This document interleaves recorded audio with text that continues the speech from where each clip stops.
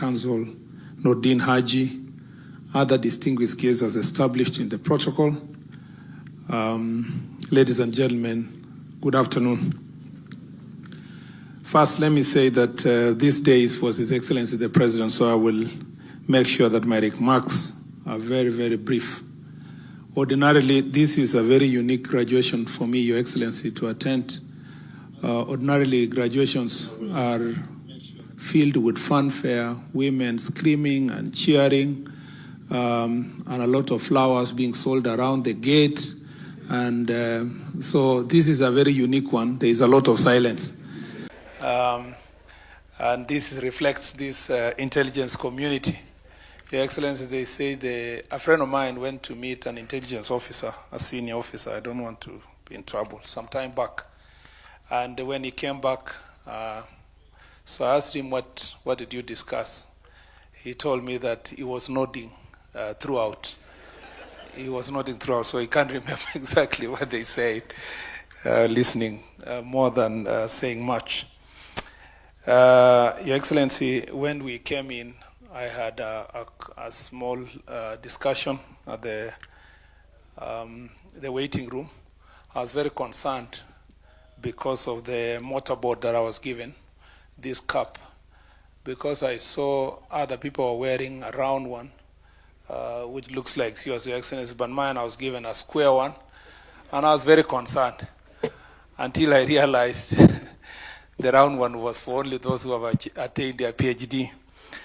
So I asked Mr. Wakamba, even you are in the same situation. Then I advised him that since he's the Minister of Education, and he has been preaching all over about recognition of prior learning, he needs to create something for recognition of what he does, so that in the next graduation he can wear something at least better than mine. So, Your Excellency, we are happy to be here. I want to congratulate the graduates for attaining their master's degrees. I want to also congratulate this institution, Niru, and congratulate you, Your Excellency, because you are the one who gave it a charter. It definitely reflects on your belief, the fact that you are a very highly educated president in this republic. It also reflects on your personal belief on research and development. And you have gone a notch higher to establish also a State Department for Research and Development. And you believe that knowledge is extremely important in terms of decision making. I must emphasize, Your Excellency, that we have benefited in the security sector immensely from the knowledge and the intelligence reports that come from the National Intelligence Service. And it's important to note here that the information we get is based on in investment in terms of education and research. And it is important to note here that this university is going to produce men and women who are going to become assets to our country, but also in the continent. We grapple with challenges of transnational crime, including crimes such as terrorism, banditry. We have also national challenges like gangs, among others.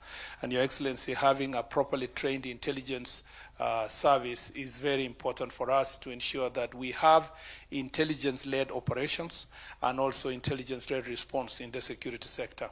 We have seen the tremendous success that we have achieved in our country, whether it is the operations that is around our borders or also in dealing with matters of banditry. Intelligence-led operations have led to great success.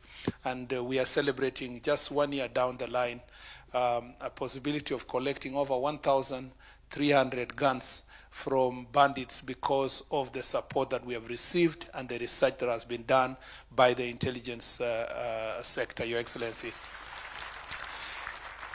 In the past, security operations was very indiscriminate and hurt women, children, old people, innocent persons. And sometimes when you are told that there was a police operation in a particular area, communities knew that they were coming to beat everybody indiscriminately. But now we have more targeted intelligence-led operations taking place in our country because of the capacity and the ability of our National Intelligence Service. And we support this university, Your Excellency, and we believe that it should be expanded to accommodate other sectors, including officers that serve outside the intelligence sector, so that we can have a more multi-agency approach towards security operations. Your Excellency, I want to congratulate the graduates, and I believe that this spirit of bringing together all Africans in one class is taking us back to where we were as Africans. For example, in East Africa community, most of our founding fathers and mothers of our nations studied together, whether it was in Makerere or it was in Dar es Salaam University. And their networks became extremely important when it came to nation building and in terms of exchange of ideas and building an East African community. And so if we have to build a better and stronger African Union, this is the way to go, is to have students from other countries coming to Kenya, and to have also students from Kenya going to study in other countries to foster regional and international cooperation. Your Excellency, with those many remarks, let me congratulate this institution and congratulate the students and wish them the very best. I thank you.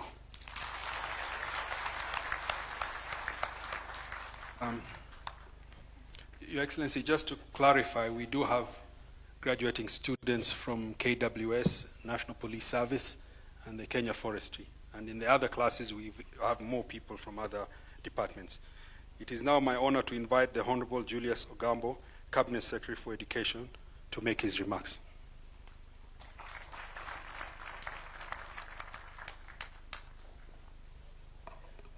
Our square outfit, in view of what Murkomen has just said.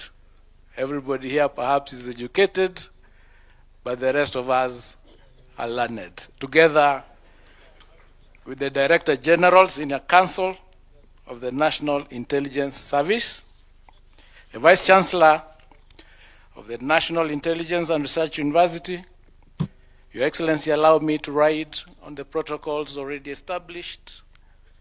Distinguished guests, ladies and gentlemen, good afternoon. Chancellor, sir, it gives me immense pleasure to join you here today for this very first graduation ceremony of the National Intelligence and Research University. Firstly, I wish to congratulate the university for this great stride just a year after the award of charter. As a ministry, Your Excellency, we are more than proud that this university has successfully taken its place in the family of universities and higher education in this country. This achievement would not have been possible without the support and visionary leadership of His Excellency the President, who is also the Chancellor of this university. Your Excellency's unwavering support and strategic guidance have enabled this institution to make major leaps towards and forward in the shortest possible time. Your Excellency, as a ministry, we are proud that through these academic programs, this university has lived true to its charter by focusing on its niche area of intelligence education and applied research. And as you continue telling us, no country can proceed or can develop beyond its knowledge. This is a unique area in our higher education ecosystem that is designed to build the human capital that our intelligence community and the security sector require. Indeed, the theme of today's graduation, which is preparing strategic leaders for a complex world, aligns to the uniqueness of this university's mandate and speaks to the emerging global security dynamics in a world driven by transformative changes in technology and other contemporary developments. It is critical that our intelligence community, therefore, is prepared to live up to the demands of our time. Your Excellency, as I conclude, may I take this opportunity to assure this university, and indeed the university subsector, that we will continue to work towards a more enabling legal and policy environment in this country to support our higher education sector. Indeed, Your Excellency, under your leadership, the Cabinet has recently passed several reform bills which are being forwarded to Parliament to strengthen the legal framework governing the education sector.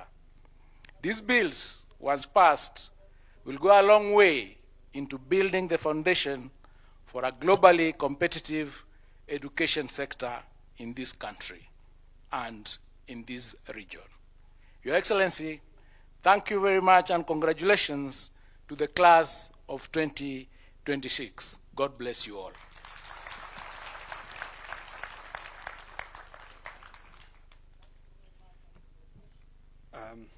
Your Excellency, I wish to apologize. The name of the Cabinet Secretary is Honorable Julius Ogamba, not Ogambo.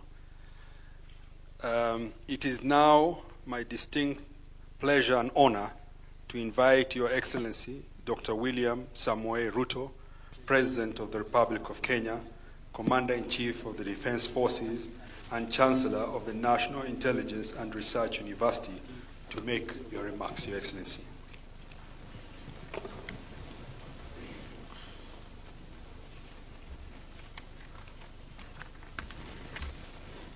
Thank you very much. Please, let's take our seats.